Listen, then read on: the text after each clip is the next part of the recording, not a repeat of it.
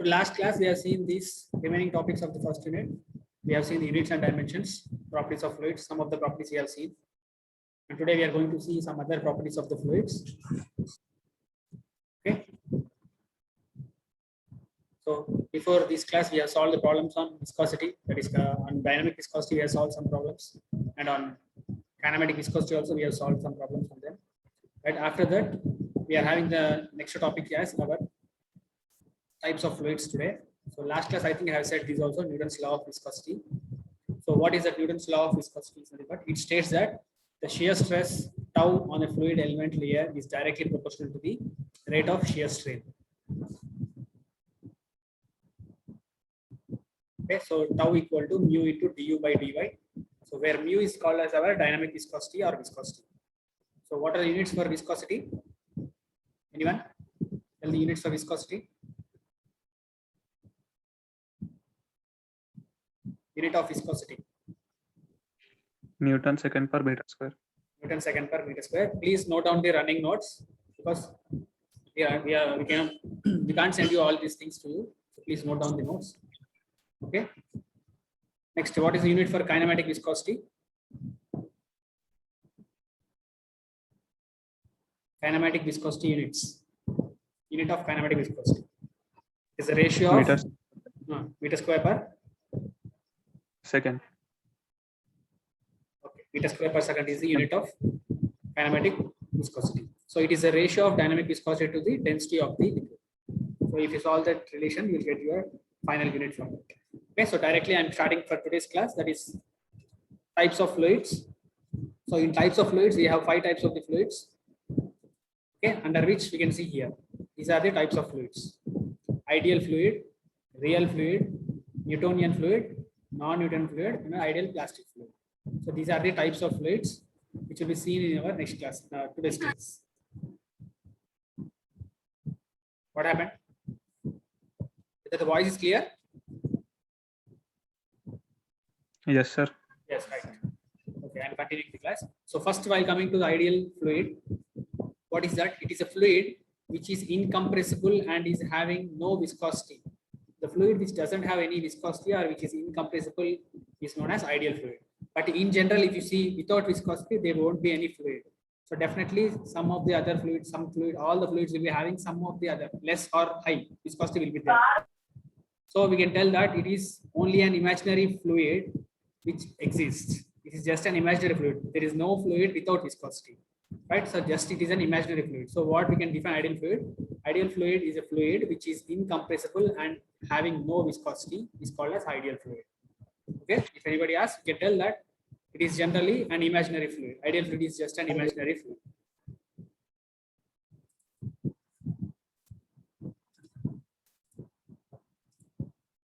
Okay, ideal fluid is just an imaginary fluid. Next, while coming to the second type of fluid, what is that? It is a real fluid. So real fluid is nothing but a fluid which possesses viscosity is known as real fluid. So every fluid consists of a viscosity. So all the fluids comes under this real fluids. So all the fluids in actual practice are called as real fluids. Next one is Newtonian fluid and non-Newtonian fluid. The fluid in which shear stress is directly proportional to the rate of shear strain is known as Newtonian fluid. This is the basic definition. And in other way, we can tell that the fluid which obeys Newton's law of viscosity is known as Newtonian fluid. Newton's law of viscosity already we have seen. What is that? The shear stress is directly proportional to the rate of shear strain, du by dy. So that is nothing but the fluids which obey that law comes under Newtonian fluids.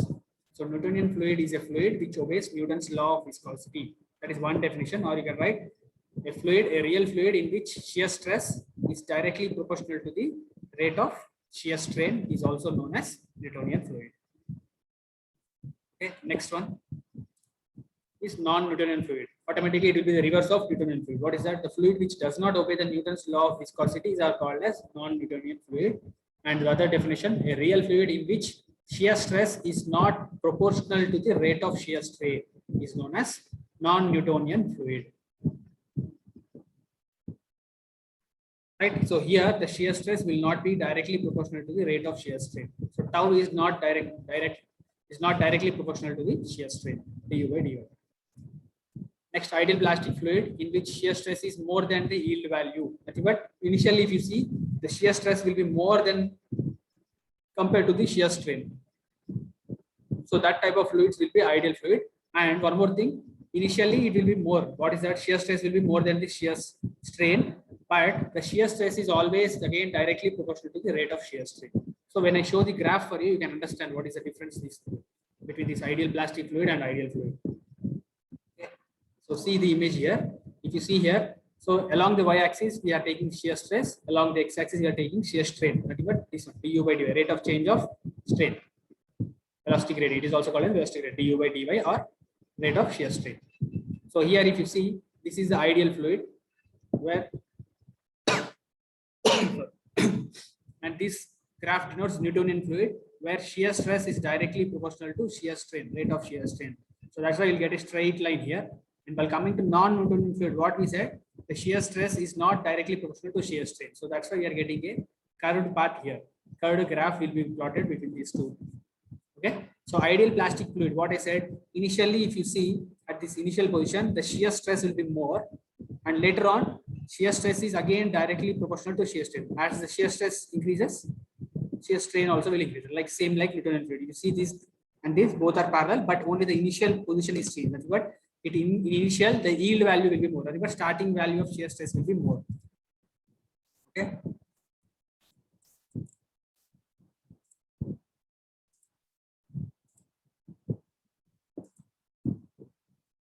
A fluid in which shear stress is more than the yield value and shear stress is proportional to the rate of shear strain, this type of fluid is known as ideal plastic fluid.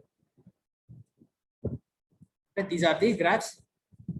You need to remember for ideal fluid, this is the horizontal line. For ideal solid, it will be a vertical line, and remaining three will be in the middle. That is Newtonian fluid, non-Newtonian fluid, and ideal plastic fluid. So these are the types of fluids which are seen today. Next. So next we are going to learn two other properties of the fluids, that is surface tension, and next one more is their capillarity. So capillarity already you have learned in your school days. So first we learn about the surface tension. So surface tension, it is defined as the tensile force acting on the surface of the liquid in contact with the gas. Suppose if you see here, there are three bubbles in this water tank, right? So one bubble is completely immersed in this. One is partially immersed, one is half part of the bubble is only available here. That is just an assumption. We cannot see bubble, half bubble anywhere. Just assumption. If you are considering that, these are the three we are going to consider to find the surface tensions, right? So it is defined as the tensile force acting on the surface of the liquid in contact with the gas. So this, if you see, these are all the forces acting on the surface of this bubble inside. This is a bubble actually. Inside liquid, one bubble is there where the tensile forces are acting on this, right? So that is nothing but this tensile force acting on the surface of the liquid in contact with the gas. Because inside this, what will be there? If it is a bubble, it will be air. So here gas is considered as air inside this bubble, right? So this surface tension is denoted by the Greek letter sigma. And the SI unit of the surface tension is Newton per meter. Newton per meter. Surface tension unit is Newton per meter. Formula we will derive later. Just remember this. It is defined as the tensile force acting on the surface of the liquid in contact with the gas. So whenever there is in surface liquid and gas both are in contact, at that time there will be a surface tension generated because of this tensile force, right? Next, by using this image, we are going to get the derivations for our surface tension, right? The phenomena of surface tension are explained by the experiment as shown in the figure. A, B, C are the fluid molecules of the liquid in the mass of the liquid. Okay, so these are the fluid molecules. Sorry, I said as bubbles. Next topic will be bubbles. So fluid molecules are this. Next, the molecule A is attracted in all directions because it is fully immersed in the water. First molecule, if you consider A, these forces are along all the directions. Right, the molecule A is attracted in all the directions. Thus, resultant force on the molecule A is 0. So there won't be any resultant force because in all directions, equal magnitude force is applied on the water. Right. For molecule B, which is situated at the near the surface, is acted upon by up and downward forces which are unbalanced. If you see the part B, this one, this vertical and downward direction force, if you see, it is unbalanced because in downward direction the force is more, upward direction it is less. So it is unbalanced here. Similarly, if you go for the third C1, the molecule C is situated on the half on the surface, free surface of the liquid. So the resultant force is in downward direction. So automatically the force will be acting in the downward direction. The resultant will be in the downward direction. This side, that side it cannot go. Out of the surface, free surface, the droplet cannot move. So automatically the resultant force will be pulling these downwards. So these are the 3 points A, B, C if you are considering. So what happens there we have to find. So the surface tension and pressure forces if it is a liquid droplet. So what all things which you have seen is liquid droplet, and next we'll go for hollow bubble and liquid jet. So liquid droplet in aspect on a single droplet if you are considering, what is the value of this sigma surface tension that we need to find. So let us first consider a droplet, and if let sigma be the surface tension on the liquid, and P, if you see this droplet, this is the droplet which is made into half, nothing but I am cutting that. So what happens?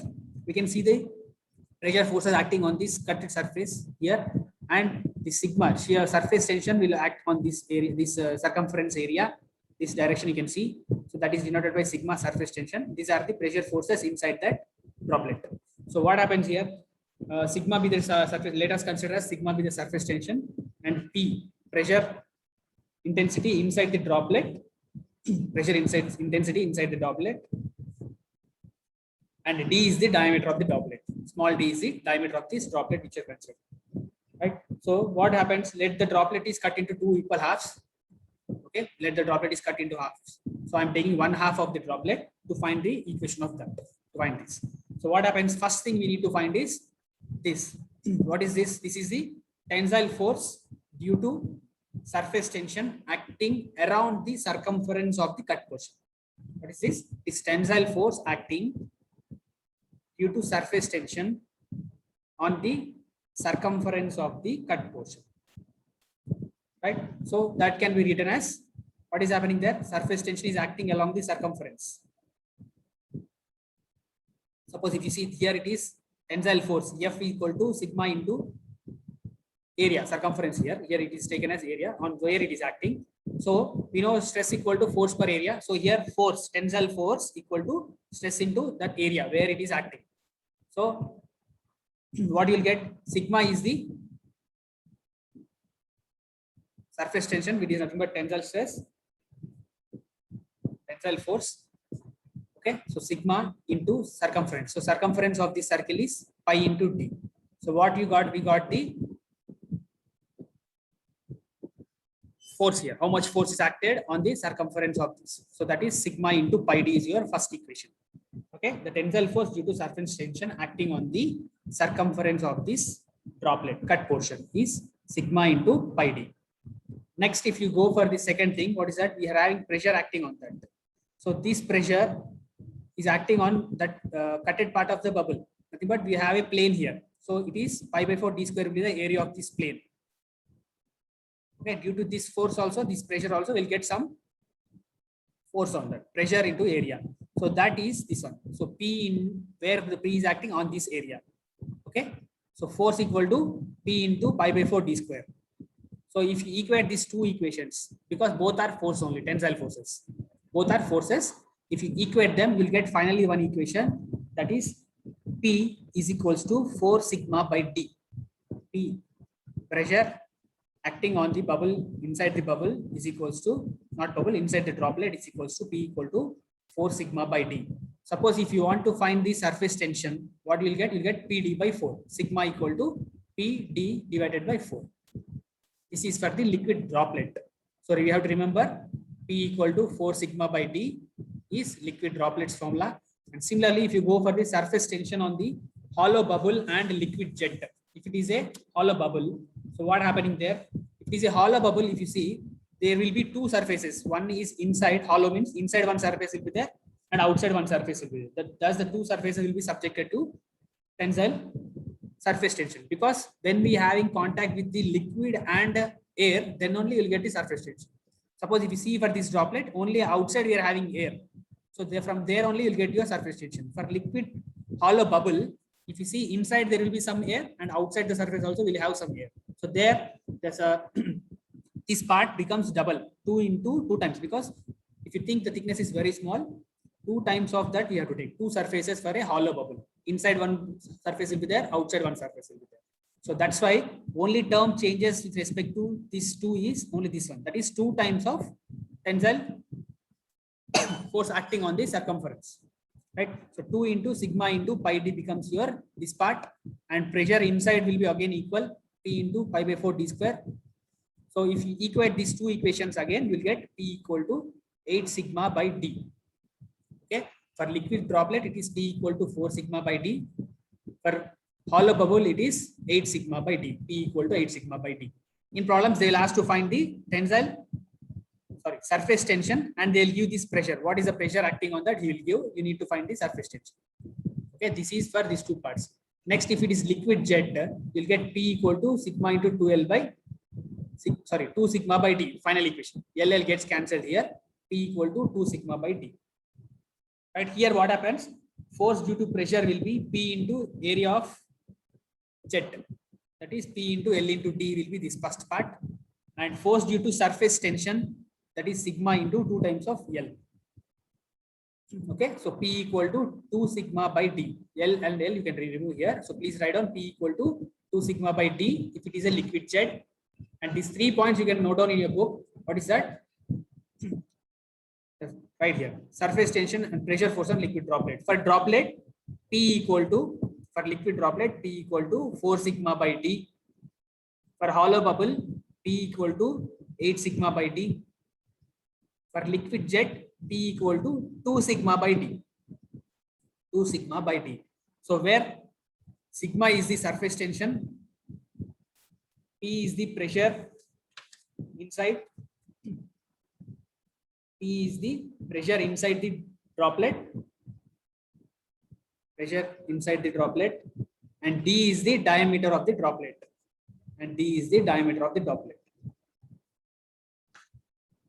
So these are the 3 types where you can see the surface tension for these liquids. One is in liquid droplet, one is in hollow bubble, and the other one is in the liquid jet. Okay. Can I go for the problems on this? These 3 formulas will be used to solve the problems of the surface tension. Okay, so before going to problems, we'll go for the next topic also. Okay, what is that? It is capillarity. Right? What is capillarity? It is a phenomenon of rise or fall of a liquid surface in a small tube relative to the adjacent general layers of the liquid when tubes are vertically immersed in the liquid. So what happens when you immerse this tube inside this liquid? There will be some rise in this liquid in that tube. So that rise of liquid surface is known as capillary rise. Suppose here, if you have water, the water will be up to height will reach, some height will be reached in that tube. So this is that H, how much height it has reached. Suppose if you are taking mercury instead of this liquid, what happens? That mercury will not go above it. It will go here only. Up to lower level of this tube only it will be there. So that is called as capillary depression. In case of mercury, we can see that. I don't have image here, but here it will not move above the surface of this. Liquid will be up to here only. Okay. So the rise of liquid surface is known as capillary rise. This is known as capillary rise. While the fall of liquid, if it is there, it will be like this. There will be gap here, up to from this surface to that surface here. So the fall of liquid surface is known as capillary depression. Capillary rise means the liquid will move above the surface. Capillary depression means liquid will be below the surface. The units of capillarity will be always in centimeter or mm. This height is always denoted, or units of height will be always in mm or centimeters. Okay. So the value of this height depends upon the specific weight of the liquid. Specific weight, I think you all know what is specific weight. Okay. Already you have seen in the properties specific weight also. So here this H is calculated in this way. So what is sigma means? Sigma is the surface tension. Okay. So H equal to 4 sigma by rho GD for capillary rise. If it is capillary rise, you'll get H equal to 4 sigma by PGD. And if the rise of the capillary is given to us, we can find surface tension of that. Similarly, for depression, capillary depression, H equal to 4 sigma cos theta by rho GD. This theta, you can see here, for rise here, I am showing this as theta. For depression also, you'll get some theta value there. It will be like this, inverted N shape. So angle will be given to us. We need to find H or sigma, depend upon the problem. Okay. Any doubt up to now? Or shall I continue?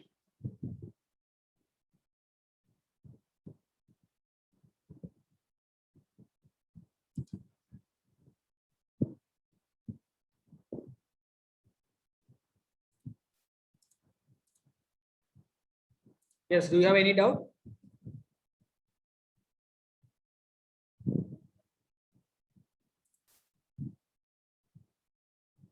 Somewhat slow you need. Okay, I'll go slowly.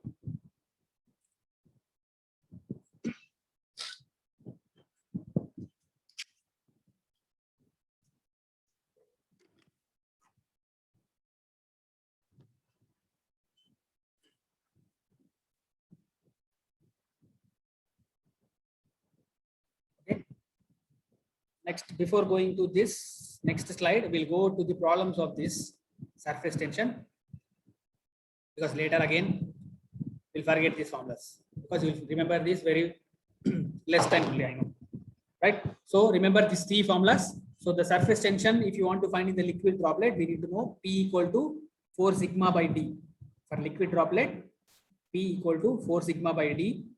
For hollow bubble, P equal to 8 sigma by D. And for the liquid jet, if it is a liquid, a continuous flow of water there, that is called as liquid jet. The water is flowing continuously, like water coming from the pipe. Okay, so that is called liquid jet, and there is P equal to 2 sigma by D. Okay, right.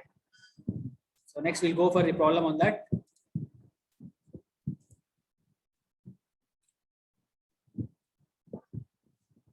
Okay, so this is a question. Please copy down the question.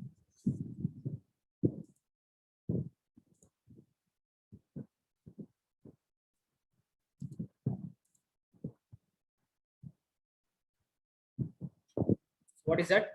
The surface tension of water. Write down the question, please. The surface tension of water in contact with air. So definitely you'll give this term, because when water and air both are in contact, then only you'll get the surface tension. Water, the surface tension of water in contact with air at 20 degrees centigrade is 0.0725 Newton meter. So unit is given, sigma is given to us, surface tension directly value is given. So this 20 degrees is just the temperature he has given. There is no use of this in the problem. Okay, is 0.0725 Newton meter, and the pressure inside a droplet of water. It is droplet, so it is not hollow. It is just a droplet. So the pressure inside a droplet of water is to be 0.02 Newton per centimeter square, greater than the outside pressure. So inside pressure, that P value which we are calculating in the formula, this is the inside pressure. So 0.02 Newton per centimeter square, greater than the outside pressure. Calculate the diameter of the droplet of water. Calculate the diameter of droplet of water. Calculate the diameter of droplet of water. Right. If you are finished with copying the question, please inform me. We'll solve the problem. Sorry, I need to copy.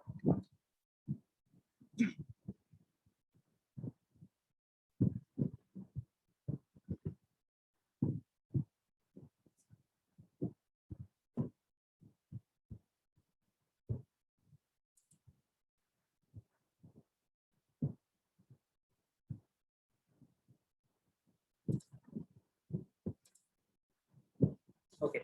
So from this, if you see what are all the things which are given data is there, only two things are given to us. That is, first one, the surface tension of water in contact with air is given. That is sigma equal to 0.0725 Newton per meter. So all the terms should be in meters only. Remember that. Next, the pressure inside the droplet of water is given. That is P equal to 0.02 Newton per centimeter square. So here we need to convert this Newton per centimeter square into Newton per meter square. So 1 meter equal to how much? 1 meter is 100 centimeters. So you need to convert that. So 0.02 into 1 by 10 power minus 2 square you will get. So directly I wrote here that is 0.02. It is down, you will get minus. If it is up, it will get positive. So you get 10 power minus 4. 0.02 into 10 power 4 Newton per meter square. 0.02 into 10 power 4 Newton per meter square is the pressure in terms of Newton per meter square. What is asking to find? Is asking to find the diameter of the droplet of water. So already we know the surface tension formula for droplet is P equal to 4 sigma by D. P equal to 4 sigma by D. So use that formula P equal to 4 sigma by D. Substitute the value of P here, that is 0.02 into 10 power 4. Substitute the value of sigma here, 0.0725 here. Then you can find this diameter D. Right? Please tell the value of D after calculating. 58, sir. Much? Check it properly.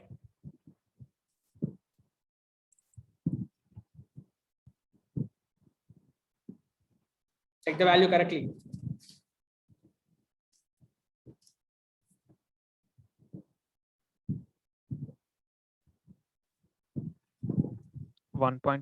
into 1.45 into 10 power 10 power minus 3.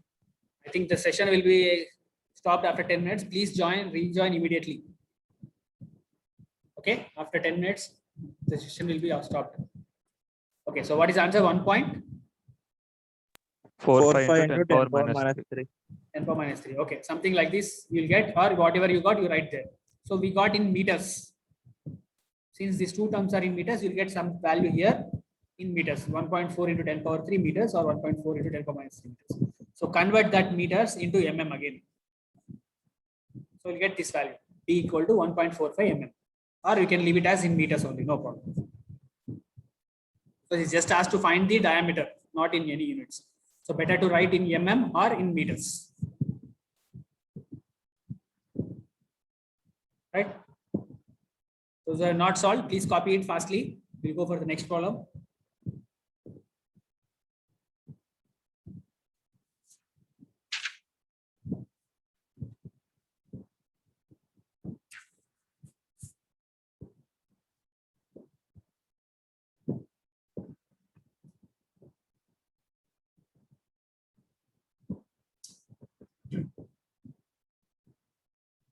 If you are finished, please inform me. We'll go for the next problem.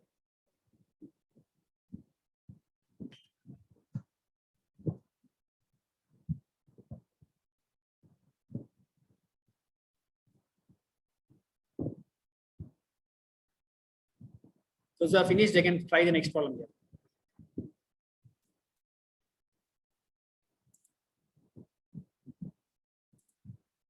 Okay, please copy the second question. Find a surface tension in a, see here, what is this? Soap bubble. Is it hollow or solid? Soap bubble. How the soap bubble will be? Hollow. Hollow, right. So we have to consider the formula for hollow bubble. So what is hollow bubble formula? P equal to 8 sigma by D is the formula to use instead of this one. Since it is a hollow bubble, the P equal to 8 sigma by D we need to use. So write down the question. Find the surface tension in a soap bubble of 40 mm diameter when the inside pressure is 2.5 Newton per meter square above the atmospheric pressure.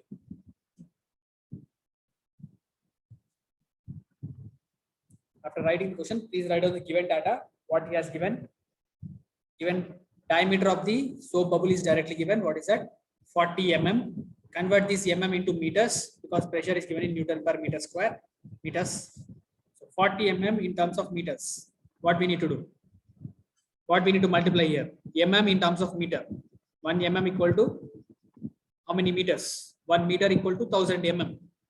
So 1 mm equal to 1 by 1000 of meter. So 10 power minus 3. So 40 into 10 power minus 3.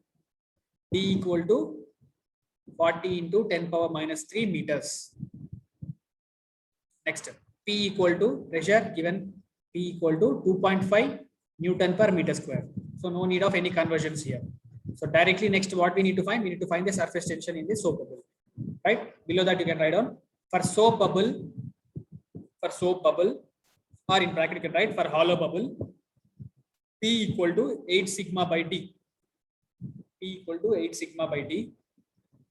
So therefore, sigma equal to what we need to find? Surface tension we need to find. We need to find sigma equal to PD by 8.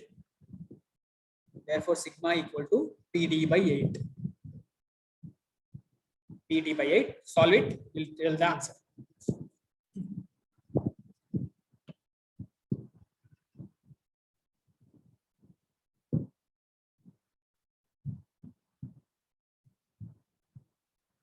Zero 0.0125. Units of sigma. With units you tell, please. Newton per meter. 0.0125 Newton per meter. Newton per meter, right? Correct. Okay. Those are not solved. Please copy it fastly. Only 3 steps are there. Only 1 step actually. Given data is taking 1 step. 0.0125 Newton per meter.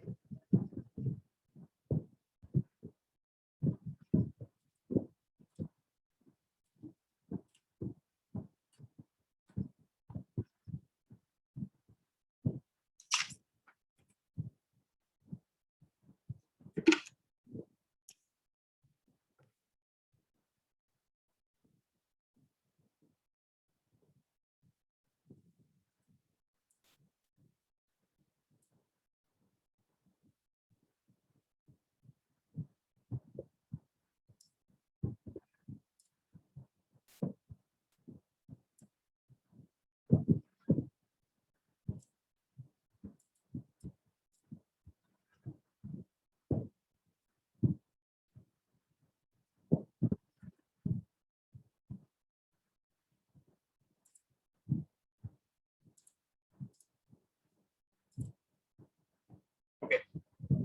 Finish, huh? Can I go for the next thing? Right. So after this, we have seen capillarity.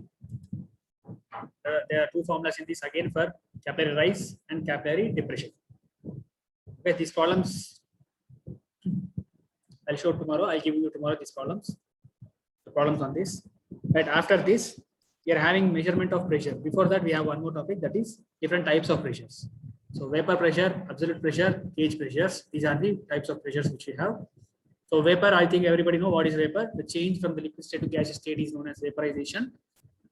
Okay, so it occurs because of continuous escaping of molecules through free surface. You can see the vapor from the water, hot water. You can see what happened. Vapor, water vapor will form. So similarly, vapor pressure will be formed in that way only. So absolute pressure, it is defined as a pressure which is measured with reference to the absolute vacuum pressure. Measured with reference to the absolute vacuum pressure.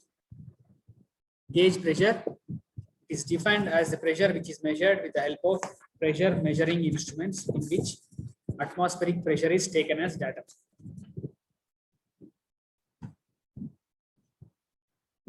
Okay, these are the pressures.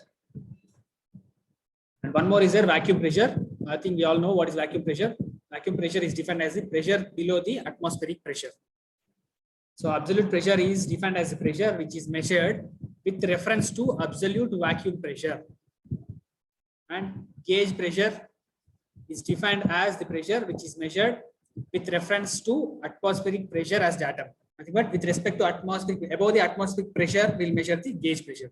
This pressure, gauge pressure is nothing but reference is taken as atmospheric pressure. So from atmospheric pressure, above that pressure will be calculated as gauge pressure. So almost we'll always calculate this gauge pressures only above the atmospheric pressures, right? So what about this absolute pressure?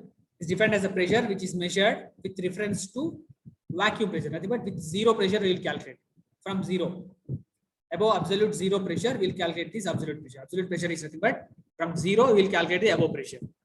Okay, difference you know. Here, from vacuum, above the vacuum pressures are all called as absolute pressures, and gauge pressures above the atmospheric pressures are called as gauge pressures. So vacuum pressure is the pressure below the atmospheric pressure. That is general. Vacuum pressure is always below the atmospheric pressure. So gauge pressure is the pressure measured with reference to atmospheric pressure as datum. Simply, if you want to remember, gauge pressure is always above the atmospheric pressure only. Nothing but we'll measure above the atmospheric pressures. That pressures are called as gauge pressures. Okay. Next we have measurements of pressure.